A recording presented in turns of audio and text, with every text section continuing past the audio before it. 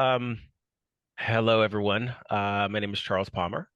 I'm a faculty member at Harrisburg University, uh, and Pittsburgh native. I've been here in Harrisburg 15 years. Long life of teaching. I still wonder and marvel at the fact that I moved into this profession because as a kid, school wasn't the thing that I was interested in. But I did find a talent for doing pretty much what we're doing here today, and that's taking, in many cases, complex information and distilling it down. Although I teach in the classroom, really still think of myself as a storyteller. And in this particular case, it's using technology in order to do that.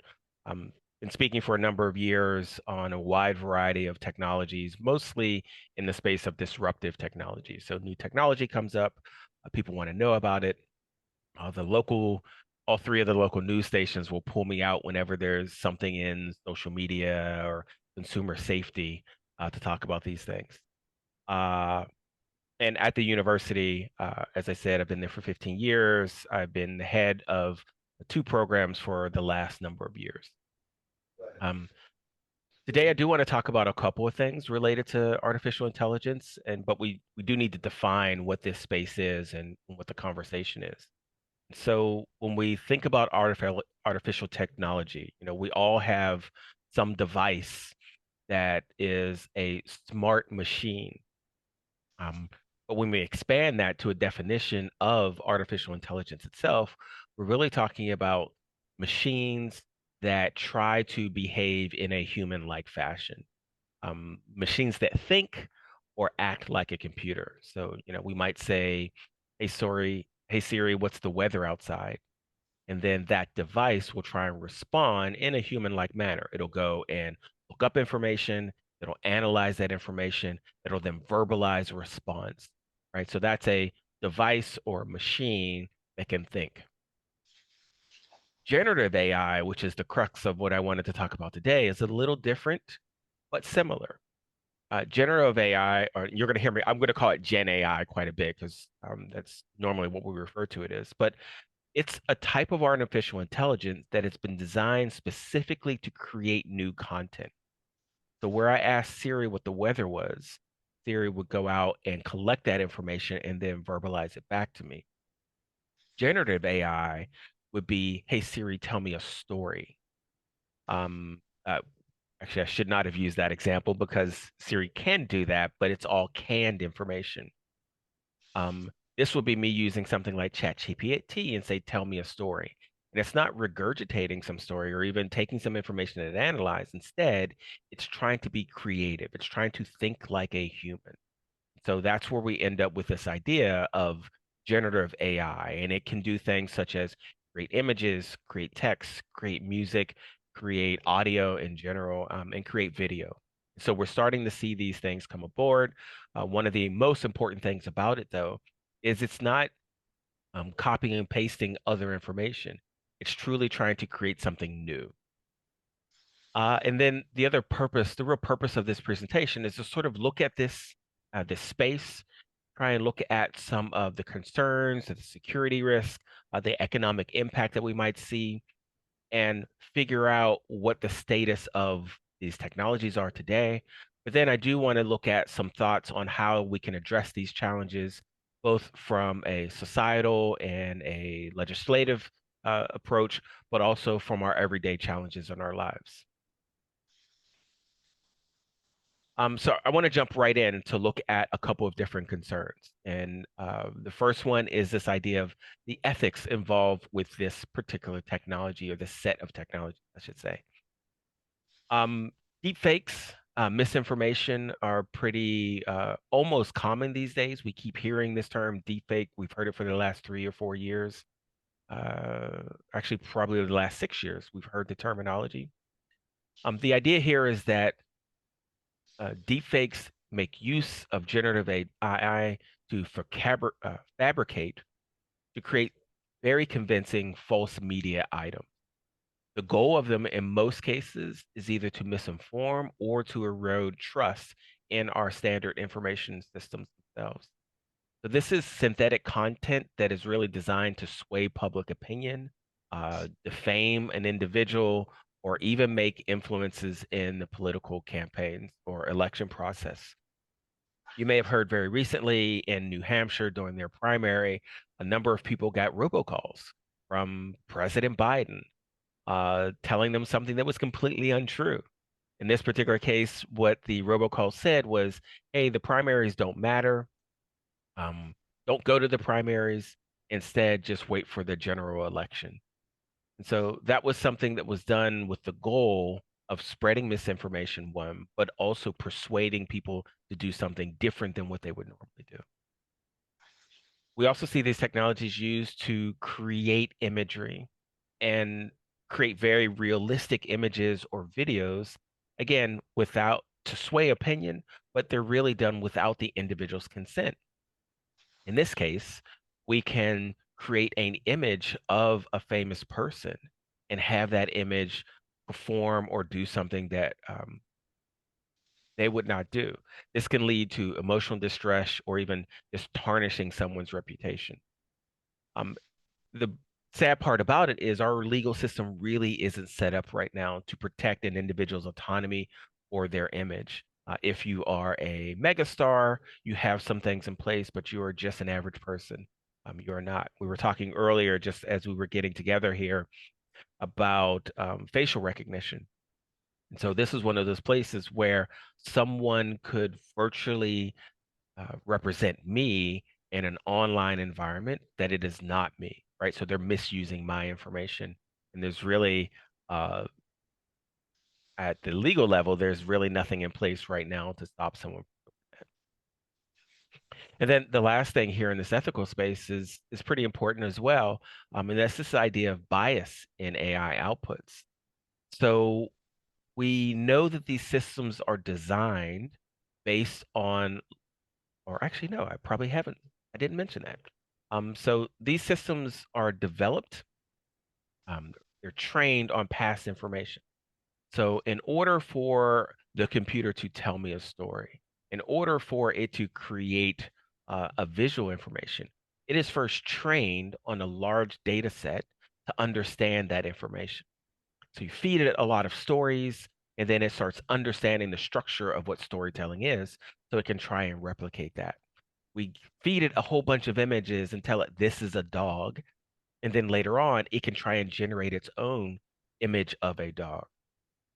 One of the problems with that system, though, is if there is bias in the information itself, that bias is going to be perpetuated. So we see that there are a number of companies out now that are starting to use AI as part of their employee recruitment process. So they will put a job posting up, people will submit resumes, and artificial intelligence is used to weed out those candidates that don't match the requirements necessary for that particular position. Unfortunately, what we're seeing is that in many cases, uh, some people are being weeded out of the whole process. We've seen examples where AI has learned based on all these resumes that this company doesn't hire women. So its first pass, it's looking at names and identifying names and saying, well, this name doesn't fit the same structure as the other names that I've seen. So we're going to weed out that particular candidate. We've also seen it in race as well. And so we need to be careful about these systems and what biases we put into the systems, unintended biases. But we need to think about those because in that particular case, if a candidate came forward and accused the company of hiring discrimination, there is discrimination. It is just not done by a human. It's done by a computer in that particular case. So that company needs to be very aware of that, and the individual would have a strong case. One of the other areas that often comes up with this idea of security across these different types of technologies. We're talking about AI, but actually this is a concern across a number of different areas.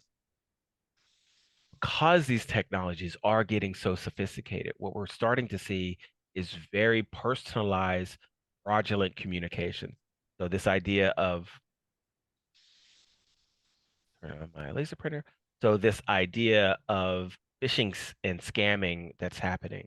A few years ago, my mom got a human call her and she got confused. My mom's 94, and ended up divulging her social security number, right? And so we all know the horrors of what could happen in those cases. Well, that was a human to human communication, but now we're getting systems that are good enough that they are being used to convince people to do these things. It sounds like a regular person that you're speaking to. We see this most often in things such as email, where the system is broadcasting to hundreds of thousands of people and looking to see millions of people in some cases and looking to see the information that they send back and using that to improve their process. So at this particular case, these algorithms are learning how to craft convincing emails, and they can mimic trusted sources and increase the likelihood of a recipient divulging sensitive information. The one that I just heard about maybe a month ago was a really interesting banking scam where the individual would get an email, looked exactly like from their bank. It actually had the tone that was presented in their email. It had a flashy title such as urgent unauthorized transaction detection detected. We're going to click on that email to see what's going on. And unfortunately, what happens is you click on the follow-up email on the following link. It takes you to something that looks exactly like your bank.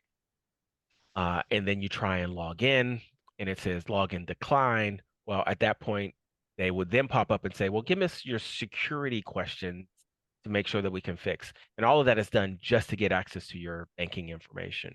And now someone on the other side has that. Um, we've all heard of spamware on our computers. There's also a thing called malware, if you're not familiar with it, where um, spam is normally used to uh, try and get us to respond in a particular manner, where malware is a little more malicious. It's trying to gain access to our desktop or access to our computer system in general. Well, unfortunately, AI is now being used in generating these things. And it does it in a way where when it gets caught, because the expectation is it is going to get picked up by some virus or antivirus software or someone just recognizing that there's something running on their computer, it's now recognizing that and replicating itself, saying, oh, I got caught because my name was this way. So I'm going to replicate myself and change my name. Oh, I got caught for this software application. Well, I'm going to look at how it was caught and change the actual code itself. Um, so it's really become difficult to sort of track these things. And then the last is this idea that AI is really creating complex content, and it is putting us in a position where verifying authenticity is becoming difficult. Again, we were talking earlier about the doctor holding up a scan and saying this information looks correct. Well, that's what's happening here, where it is generating content that looks to be from a trusted source, looks to be, oh, yeah, this is from my child. They're sending me this message, that it is becoming really difficult. An example here, and you may have heard this on the news in the last couple months or so, but people getting scammed out of money because they get a phone call from a loved one who says, hey, I'm in jail, or hey, there's been an accident. I need $1,000 to raise bail. They're crying, they're distraught. And in taking advantage of such a horrific situation for us, these systems are being used to generate this content. And so I'm throwing a lot of these things out there, not to just shock everyone, but really so that we can start thinking about, well, how are solutions of these going to come about a little later? So two more areas, the economic impact. There's this idea that, popularized by cinema, that robots will take all of our jobs. And this idea of job displacement happening because now our technologies can start thinking. There's a little bit of truth to this, especially in positions and roles that have very routine or repetitive tasks. We've already seen this in the auto industry, where robots are being deployed into the warehouses. In many cases, though, those robots have a human handler or there's someone who's overseeing it. So instead of individuals working directly on the floor itself, we've reduced the workforce to have someone overseeing the robots doing that work. AI is going to do that even broader based. Just yesterday, I was running some errands around town and stopped off at Burger King of all places. Just thought I'd grab a quick drink and a burger, and they had replaced all of the cashiers. Instead, there was a kiosk at each of those places where I would put in my order um, and do things. That meant that if I made a mistake, it was my mistake. It wasn't the cashier's mistake. And so repetitive tasks that can be set aside for individuals, can be replaced in this particular fashion. Um, Corporate monetization. You'll see me looking off to the left because my monitor is here as well. I've um, so as we see AI advancements, we'll see the potential for a number of large companies to dominate this space that will be maybe the only manufacturers of these AI solutions. Maybe they are the only ones creating certain tools. Maybe they're the only ones who have access to the very, very best of the tools themselves. That could be problematic as we see monopolies are problematic in a number of other areas. This could mean that small businesses and startups wouldn't have access to the best of the best tools. And a very small few of the tech giants could then control the service market, the AI cloud market, and making it really difficult for others to try and succeed in that space. And then with economic inequalities, we see this in just about every other technology field as well. And so as these tools um, are used, they could widen the disparities between access and taking the benefits of these particular tools. So there's this idea that the tools could favor those with the resources to implement and leverage sub technologies. My own space, education, we're always aware of these things, but we can envision high income regions deploying AI into the classroom, enhancing the learning experience, improving student scores, improving everything about that process of the process of learning, while the underfunded areas would continue to struggle with outdated models and outdated tools, again, widening the gap in education. And then we also have to think of the impact on creativity. AI's ability to generate new art, new music, um, new storytelling devices could, in a way, diminish the value of some human creativity. As machines can actually mass produce, we could start seeing a number of individual artists and individual creators might be affected by something like this. Um, we've seen some examples that are really interesting where these AI models are trained to sound like an individual, like we were saying with uh, President Biden, or we can use them to write like. So theoretically, I could grab all the works of Shakespeare, train a model just to speak and and structure a story like Shakespeare might, and then have it to create some new content um, that then could be mass produced in a very meaningful way. And so that the aspect of the human in that process would be diminished. And then what does that do for the overall value of the human contribution? The next one here is social isolation. And I'll be honest, it's not a huge one on my radar that I think about in this space, but a reliance of AI companionship, which we're starting to see. We're starting to see people use virtual AI assistants, mostly in their work, but maybe in their life. We see people using Siri and Hey Google and a number of tools to assist in their day to day. There's a slight fear of those becoming so strong that people start losing this human to human interaction and only speaking to their computer assistant. Um, I don't think that's a huge issue right now. Coming off of COVID, people are still thirsting for human contact, but 5, 10 years from now, maybe there's a reversal of that, and we start seeing sort of people lean into their AI assistants. That's what Hollywood tells us, right? That at some point we'll just only really want to talk to computers and have those working for us. And then we also have, sorry, there's one more section after this, but we also have this idea of uh, the other side of dependency of AI, not just the social, but the idea that it could change us. We'll see if there's an over reliance on AI. Maybe that affects our decision making to some degree, where individuals will always go to AI to ask or to get some information. I see this today. We see this with people who rely solely on GPS in their vehicles or on their phones to navigate around. I know me personally, whenever we move or are in another location, I will purposely not use GPS for a while so that I learn where I live.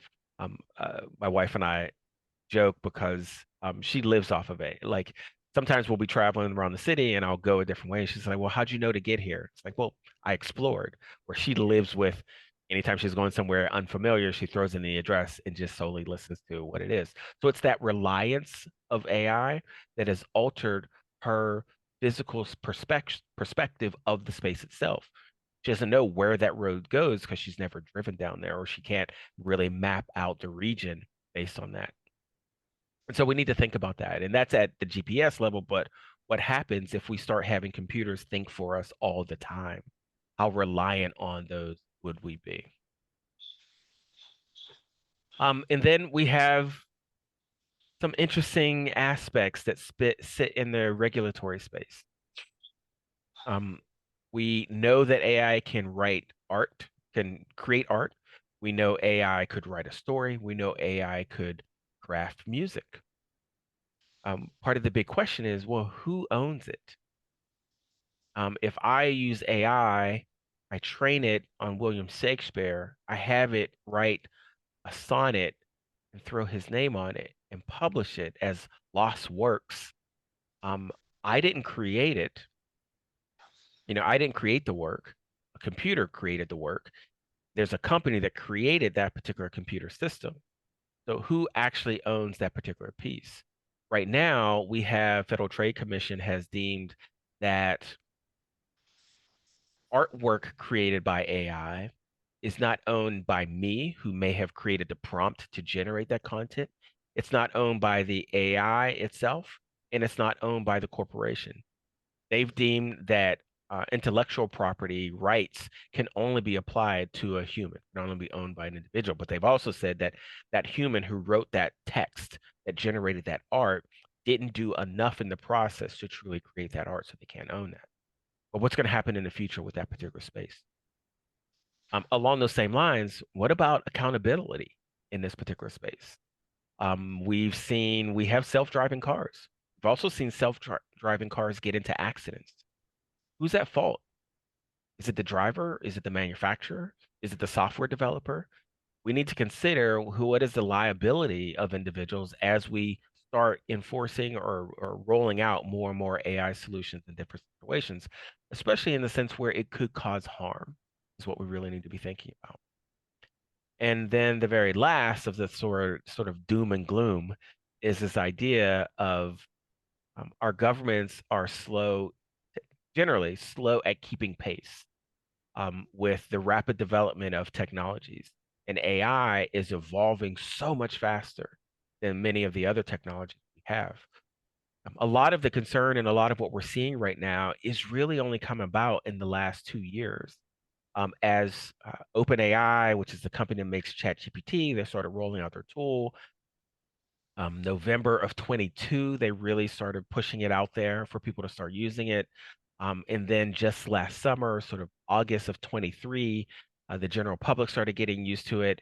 And so it's happening relatively quickly as these technologies roll out. But how do we control them? How do we regulate how they're being used? We were talking about facial recognition, which is a perfect example. And now we're starting to have, at what point is adding facial recognition to a public system an invasion of privacy? We already know that there are cameras all over, but those cameras are images that are being captured. If we incorporate artificial intelligence into those, where it's not just recognizing an image, but now it's being used to track an individual, right?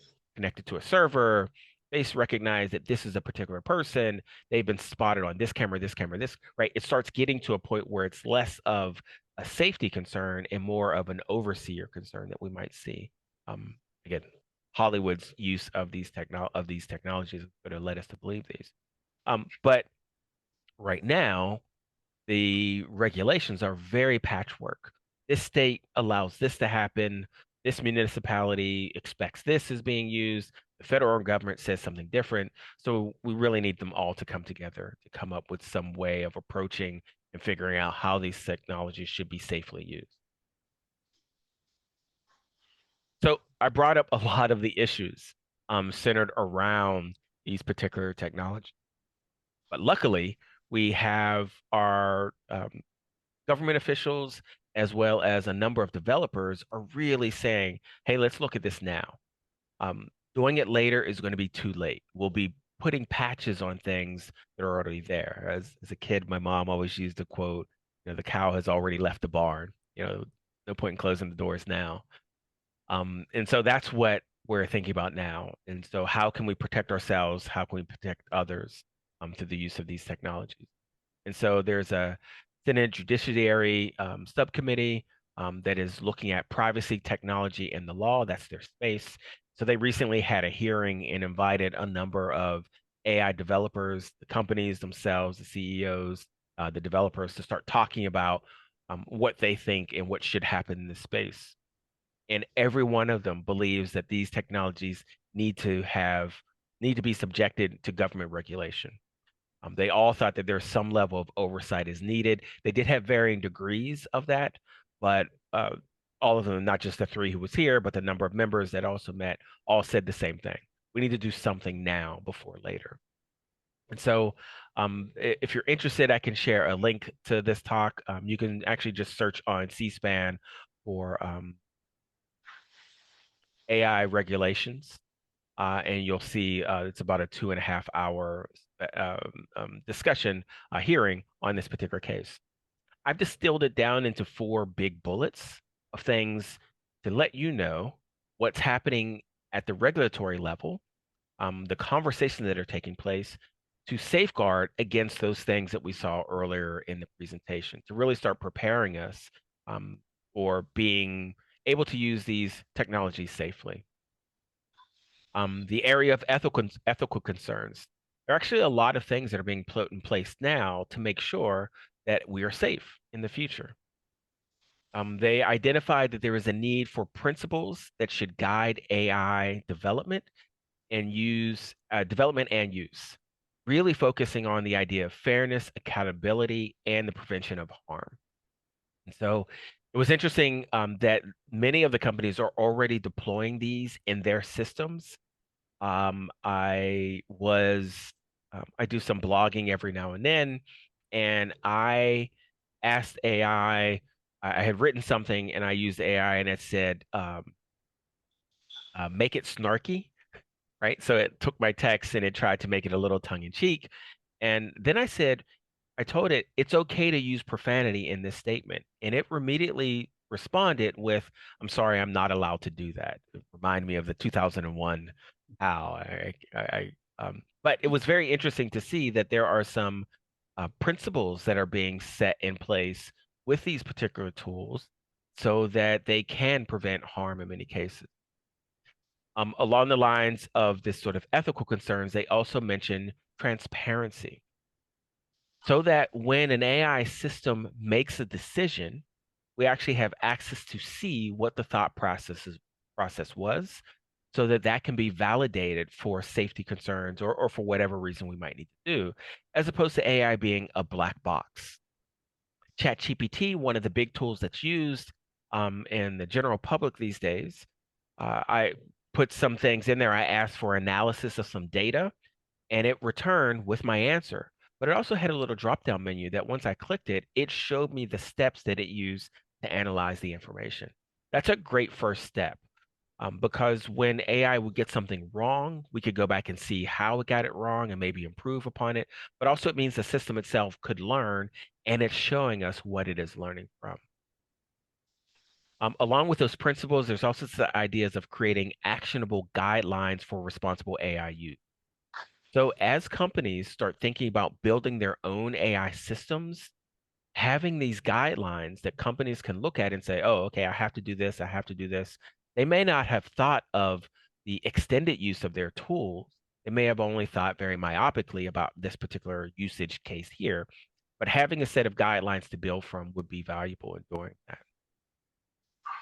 And then the last part that they mentioned really was this idea that it should be a collective effort.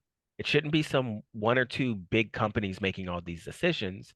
It should be open up to both public and private sectors, academia, um, the civil societies in general should all be part of solving and creating the solutions that use these tools. Next up is a space of security risks. And we can see that there is definitely some issues that need to be addressed. But what they're leaning towards is this idea of increased cybersecurity measures that we're doing already in a number of other places.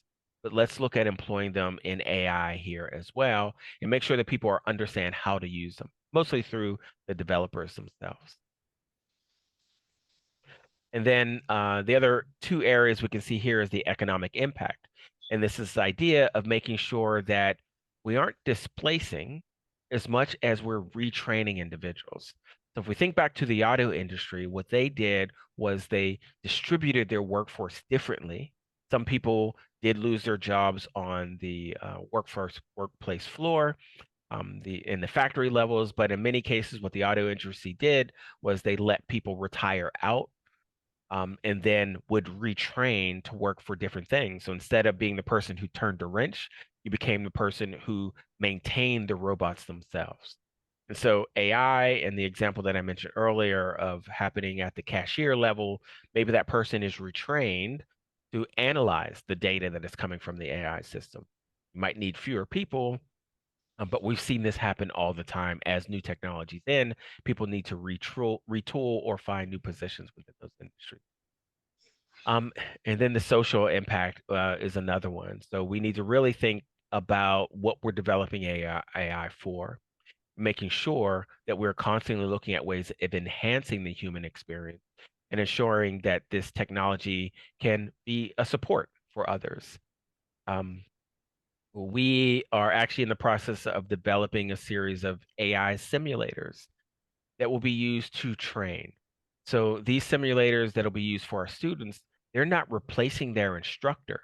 Their instructor will continue to lecture, but these tools will be given to students who want to practice their skills so they can do it again and again and again and make mistakes and be told how to solve their problems. So they're still working with their instructor, they're still collaborating with their colleagues, but now they have something extra that they can use to train and develop new skills for. And then lastly, in this space, all of those companies came back with, we need to proactively look at actions that could make sure that we safeguard the rapid development. And one of the biggest issues that they pushed for was that this is not a North America or a US centric problem. This is global. So having companies from around the globe come together and have these conversations is one of the most important aspects of this. But all of those were really from these big companies, right?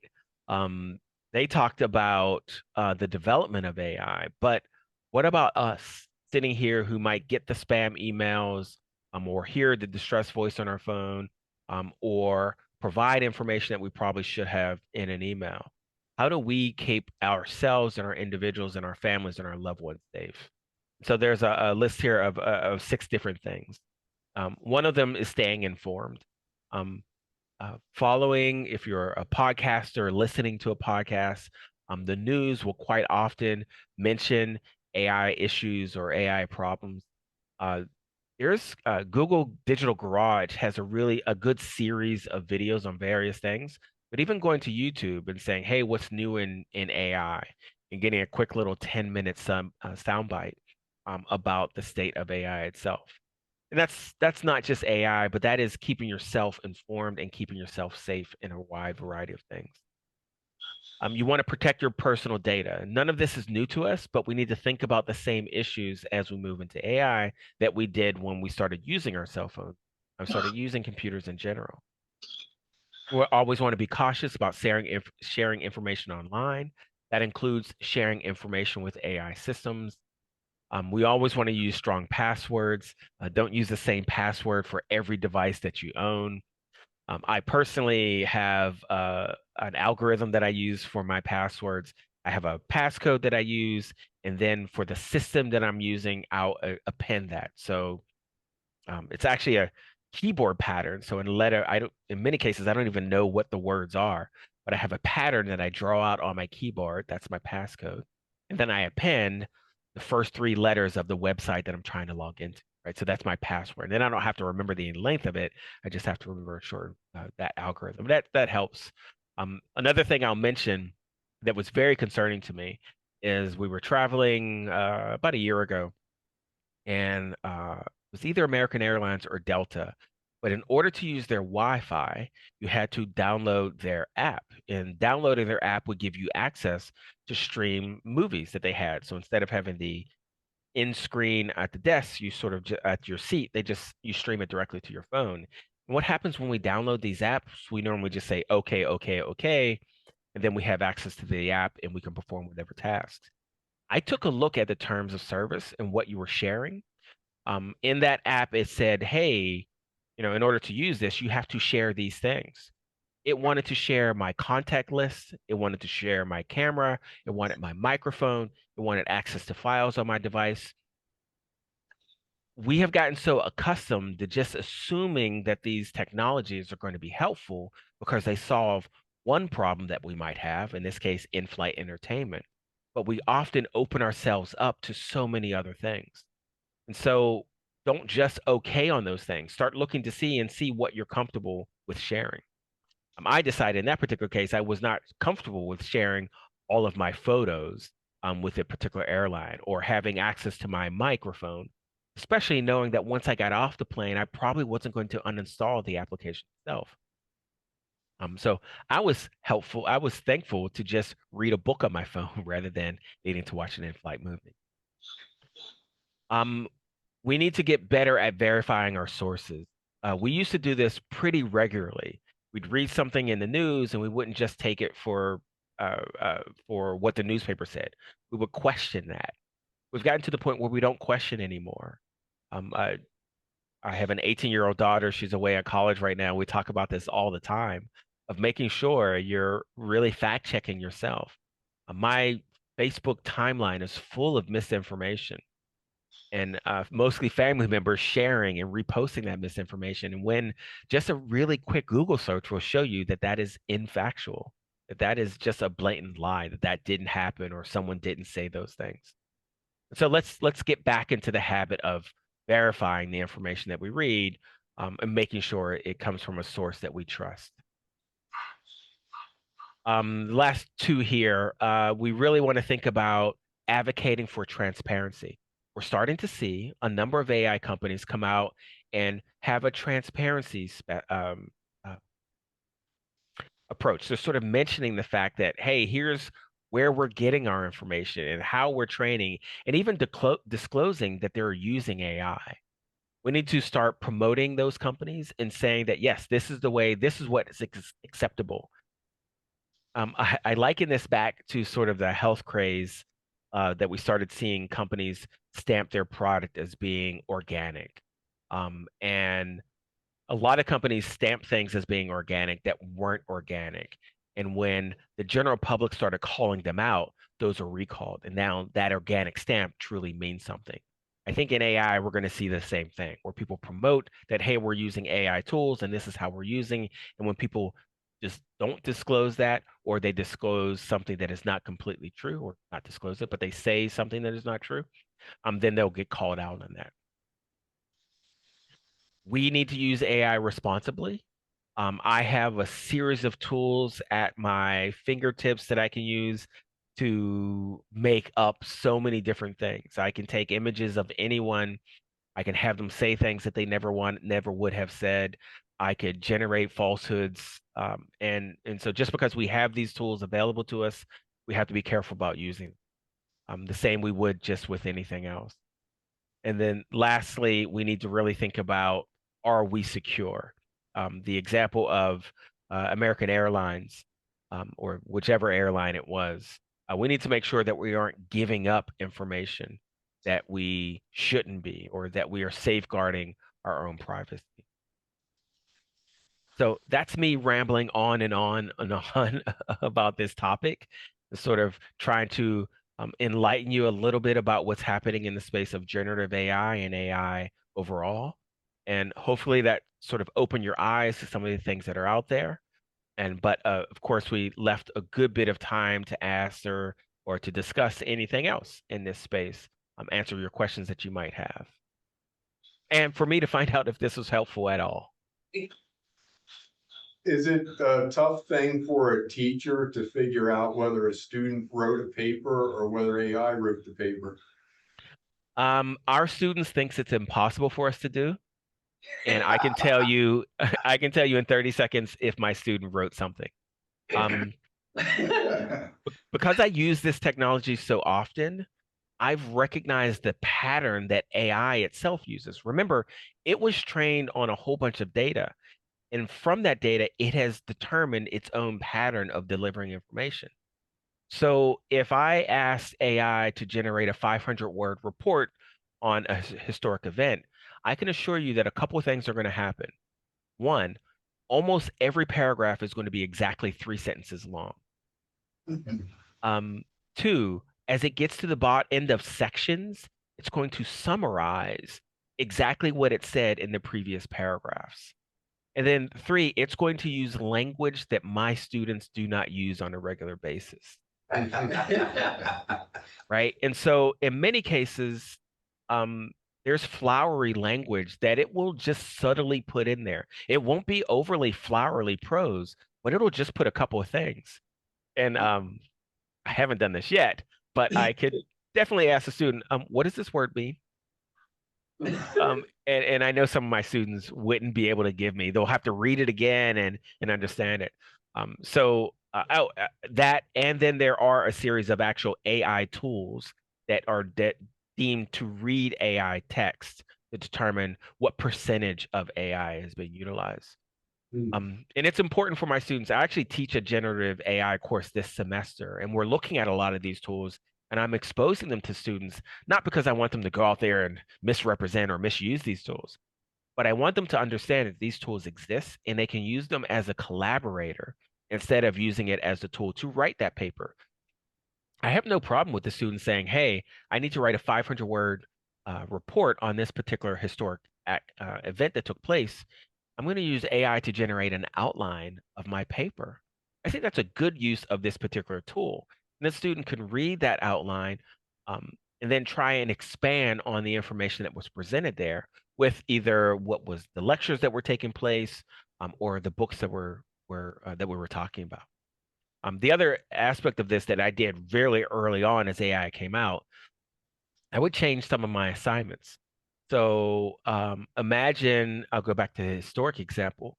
Imagine we just read a chapter and I would not ask the student to summarize that information. Instead, I would ask the student to write a paper of how that applies or does not apply to their life. So AI doesn't know them as an individual. It might know everything about that historic event that took place. But if I ask the students to apply it to something in their life, that's not something that AI could do for them.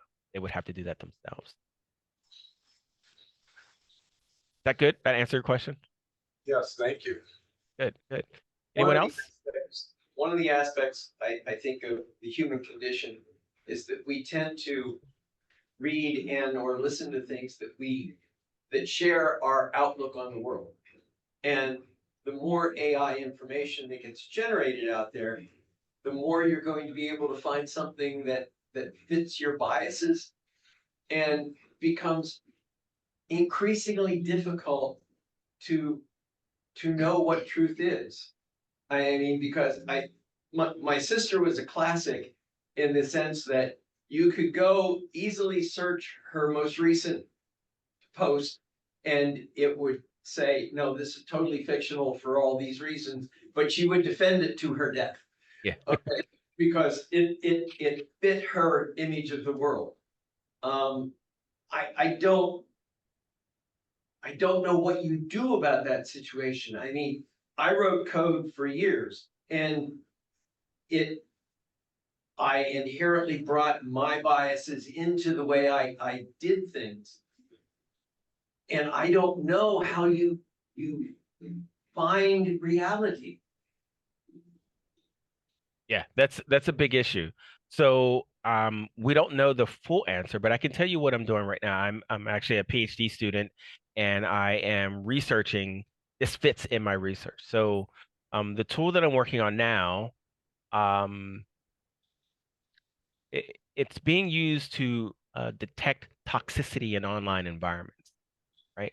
But another thing that we're seeing that I'm starting to see that it could be used is to address what you're talking about. So what happens is when communities and cultures get together, people want to seek out like-minded individuals, but you start creating this echo chamber, right? Where we ping back and forth the same rhetoric that might be have nothing to do with reality, or it could just be a very narrow-mindedness.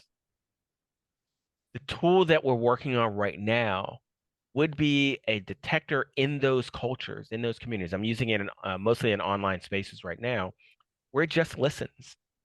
And maybe it tells you where this particular community fits on the spectrum of things, right? Or it gives you back and it wouldn't do it for the general public. It would mostly do it for the administrators, but have an idea of how factual your space is, or how left-leaning your community is, or what opinions are being missed in this particular space. And maybe we get to the point where AI ends up being just that sort of conscious on our shoulder and say, you know, hey, what about this idea? Or, hey, you realize that's misinformation and here's why. And in your sister's case, and we've seen this happen quite a bit, it's when I personally come to an awakening and a new understanding is much more beneficial to me than if everyone else is telling me it. If everyone else is telling me it, it's like, no, no, no, no, I am completely right and you guys are all wrong. But if I come to this thinking on my own, I often will believe myself. And so maybe AI could serve in that particular case. It'd be very interesting to see. Um, I really need to finish my thesis, my lit review. And you guys ask me things that sort of drive me down the rabbit hole. I'm like, wow, I should be thinking about that. But that could very easily be the next topic that I work on. I'd like to go back to your previous comment about the AI generated article. Uh-huh. How many iterations will it take for the producer or the generators to improve that so that you can recognize that every sentence, every paragraph is 3 sentences, and et cetera, et cetera? I mean, you're talking about a baby currently that's Yep. going to grow, and as it grows, it's going to become more difficult. Go 100%. It will get five to the or six, point where I can't detect it. right, 5 or 6 iterations from now, you're going to be difficult proving that that was not generated by the student, Yeah. unless it's the student has put a lot of information so that AI understands how that student really thinks. Yeah, you're exactly correct. We're at baby steps right now. Um, one of the ways is through the assignment process with my students, especially in a writing class. I know how my students write, you know. Um, unless a student on day one always uses AI, then I'm going to be able to spot that this is structured differently than these other writings. Um, but if my students, or if we get to the point where AI is being used in these cases where the students to write, then I will stop asking for papers. I will start having conversations or having oral presentations with students and getting a feel for how they actually think instead of how they regurgitate information. I don't think that's a bad thing, actually. I just think we need a way of scaling to get to that particular point. Could it, But but you're correct. There's going to be a point where we will not be able to detect that an AI wrote something. if a student has a technique where it can constantly submit its thinking and writing to the AI generator, that the generator then recognizes patterns that the student uses, at some point it'll be it'll be able to regurgitate more realistically what the student should be doing. I Yeah, can I can see this transaction coming and developing so that eventually you'll have a difficult time understanding which was real and which wasn't. Yeah, and yep, that's correct. And so right now, there's nothing to stop my student right now from training an AI to think about to write like them. The only thing that is stopping them is the volume of work they have to create first, Great. or the AI system can be trained. So there's a couple tools out there right now that I started testing it out, and I gave it all of my graduate papers that I had written and the stuff that I'm writing right now to try and see if it could write like me. It did an okay job.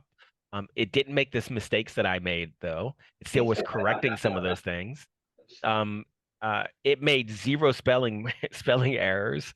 Um, but Well, but when I think about my students, they want to use these tools to expedite the process. But in order to expedite the process, they have to train the system to write like them. In order to train it like them, they have to write a volume of work. And they haven't gotten to that point to be able to write. Let me add one other thing. That volume of work should probably be at the same level.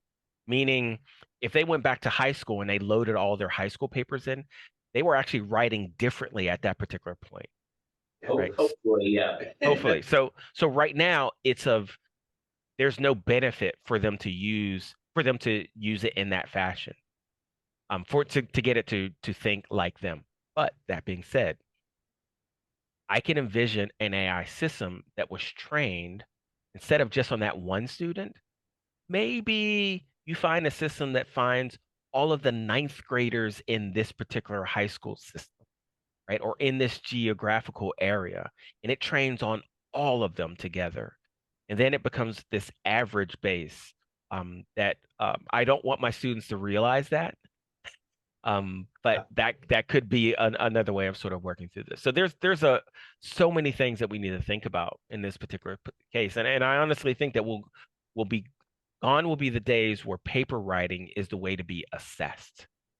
That we've got to come up with some other way of gauging an individual's knowledge on a particular subject and their critical thinking or their logic skills in that particular space.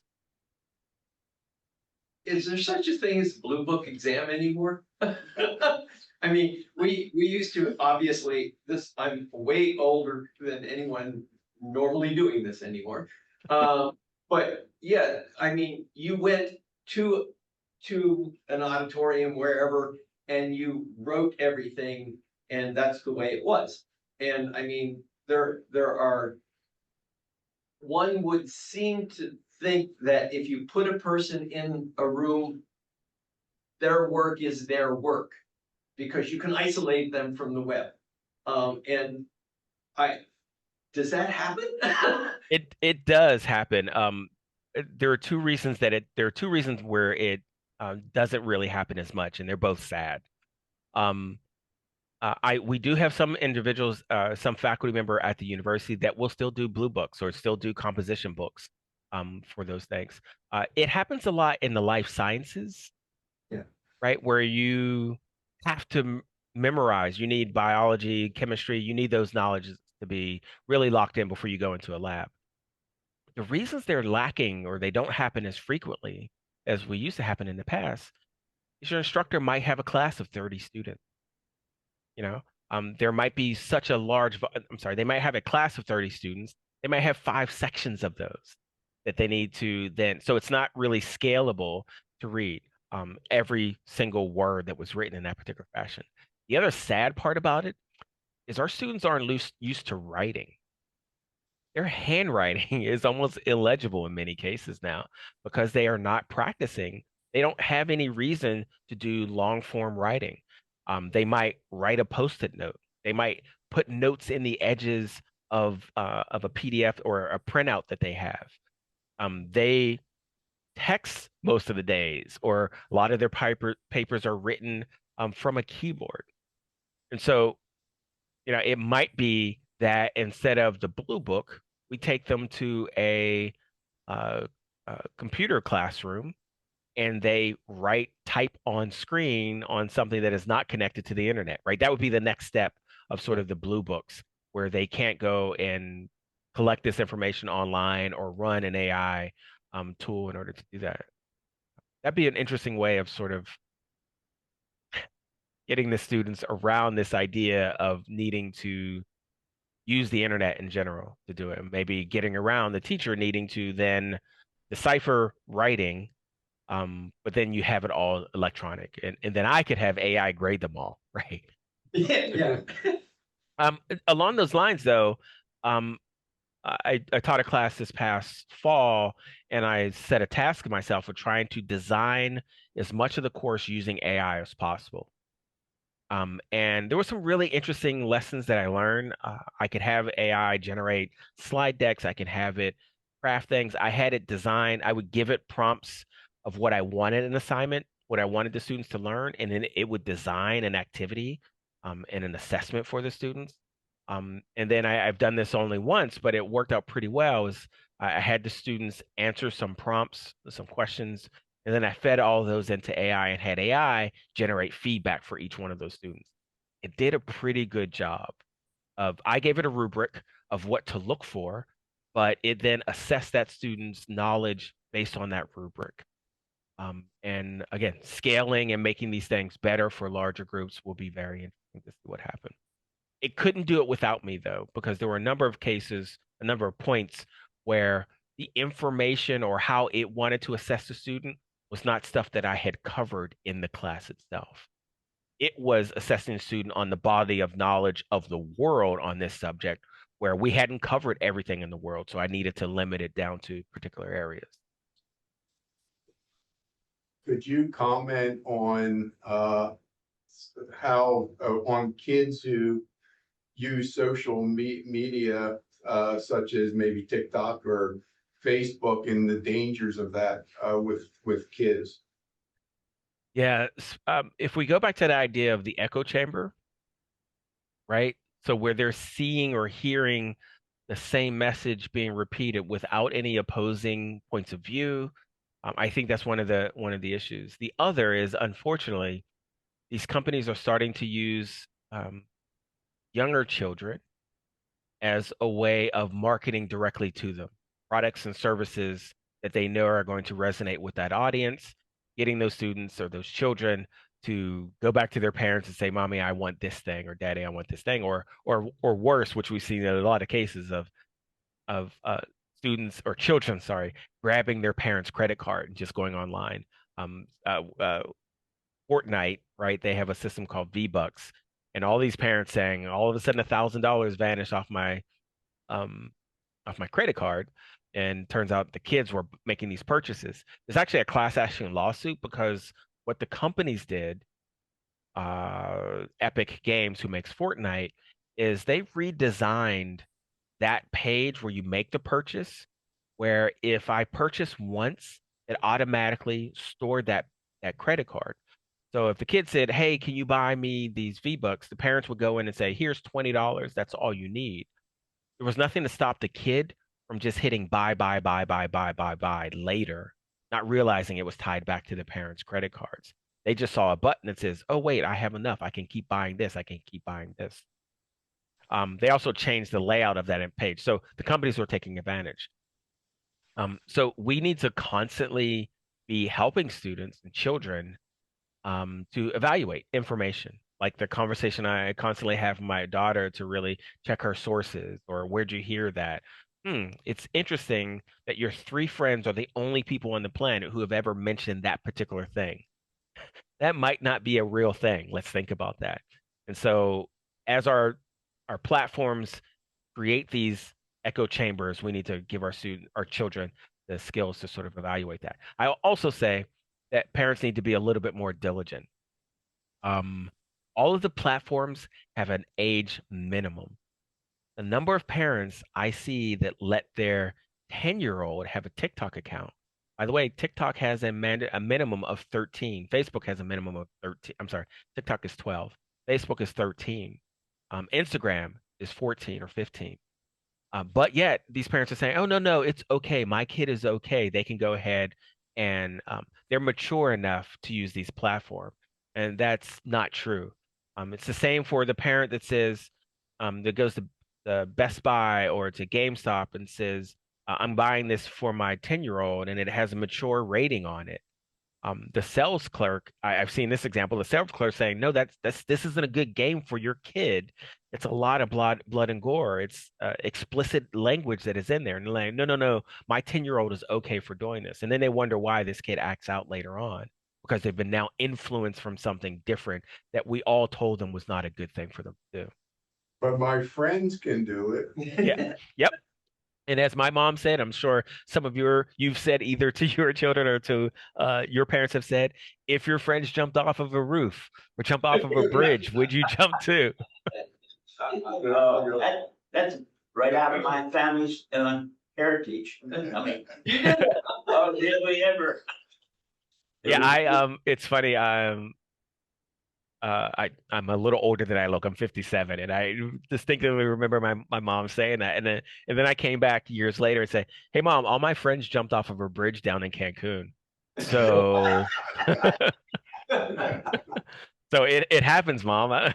They all jumped off of a bridge, so I guess I have to jump off as well, which I never did because I think that's insanity. We're over on class time. Is there any- No, we are. Yeah. Yeah, we're good. There's no problem with it, except for we have places to go here soon. Just Yeah. I really appreciated your input. It helped clarify some of the things that I've been viewing and trying to understand. But at 57, you're really on the cusp of learning. I know every day. You got a long way to go to catch up. Well, it's always funny because, when you're a kid, you can't wait to grow up. And then when you grow up, you realize you're never really grown up. Right, Yeah. right. All right, well, thank you so Thank you much. very That was a much. great presentation. Thank you, sir. Good. I'm glad you enjoyed it. And happy to answer any questions that you guys might have later on. So have a great day. Thank Thank you you so much. You're Thank you. welcome.